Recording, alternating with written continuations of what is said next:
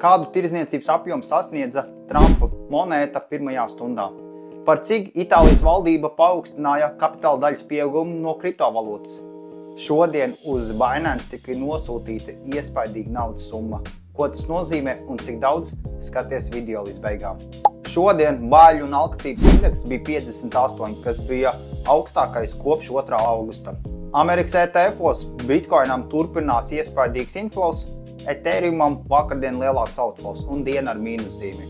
Bitcoinam inflows 371 miljonus, Ethereumam 12,7 miljoni ar mīnuszīmi. Itālija paaugstina kapitāla daļas pieaugumu kriptovalūtai no 26% uz 42%. Canary fonds oficiāli iesniedz pieprasījumu SEC uz S1 Litecoin ETF. Šodien uz Binance tika transferēti 1,79 miljardi ASV dolāru. Ko tas liecina? Tas liecina to, kad lielie vaļi iepirksies.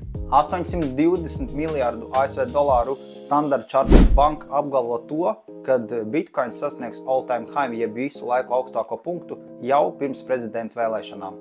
Vakardien tika likvidēti 304 miljoni. Trumpa tokens pirmajā stundā sasniedza 5 miljonus ASV dolāru apjomu. Trumps saka to, kad noteiks valstīm 100% tarifu, kas atteiksies no ASV dolāra kā pasaules rezerves valūtu. Ja tevi interesē kriptovalūta un esi kādreiz domājis sākt investēt kriptovalūtā, tad negaidi. Pievienojies manai Telegram grupai. Tiekamies!